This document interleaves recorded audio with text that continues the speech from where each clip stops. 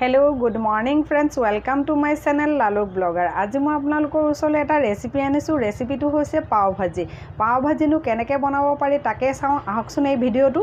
মই ইয়াত এতিয়া সবজি লৈছো। সবজি আপোনাৰ ওচৰত যি সবজি থাকে আপুনি তাকে ল'ব পাৰিব। মই ইয়াত লৈছো মটৰ, ফুলকবি, বন্ধাকবি, গাজৰ, আলু এনেকৈ মিক্স কৰি লৈছো গোটেইখিনি।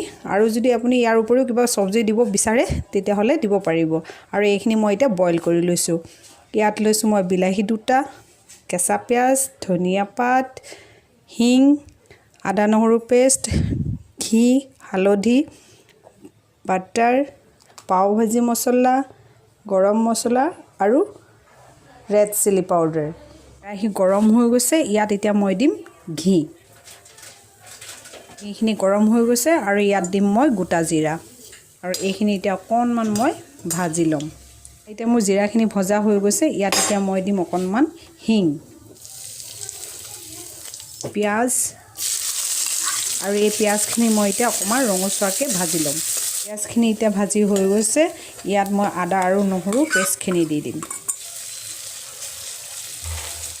এইখিনি ভাজি হৈ গৈছে আৰু এতিয়া ইয়াত মই এড কৰিম বিলাহী। আৰু এইখিনি অকণমান মই আকৌ ভাজি ল'ম।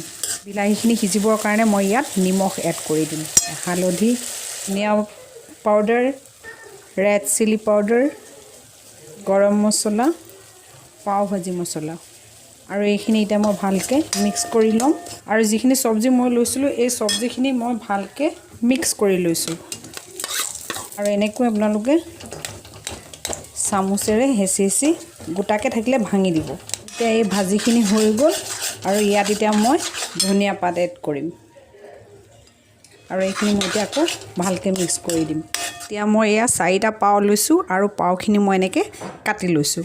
গোটেইকেইটা পাও মই এনেকৈ কাটি লৈছোঁ। গৰম হৈছে আৰু ইয়াত মই এতিয়া এড কৰিম বাটাৰ।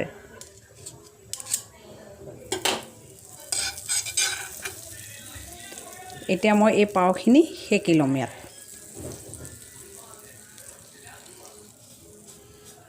সবজিখিনি ইয়াতে লৈ লৈছোঁ। ইয়াত লৈ লোৱা কাৰণ আছে, কাৰণ সবজিখিনি ঠাণ্ডা হৈ গ'লে আকৌ খাবলৈ ভাল নালাগিব যে, সেইকাৰণে মই ইয়াতে সবজিখিনি লৈ লৈছোঁ। আৰু ইয়াত এতিয়া মই বাটাৰ এড কৰি দিম। বাটাৰ এড নকৰিলে ভাল নালাগিব। আৰু এই পাওখিনি হৈ গৈছে অলৰেডি। এতিয়া মই সাৰ্ভিং প্লেটত সাৰ্ভ কৰি আপোনালোকক দেখুৱাম। আৰু সাৰ্ভ কৰোঁ মানে এই পাওটো ইয়াতে অকণমান হৈ থাকক। সাৰ্ভিং প্লেটত পাও ভাজি ৰেডি হৈ গ'ল আৰু আপোনালোকে এনেকৈ পাও ভাজি বনাব পাৰিব।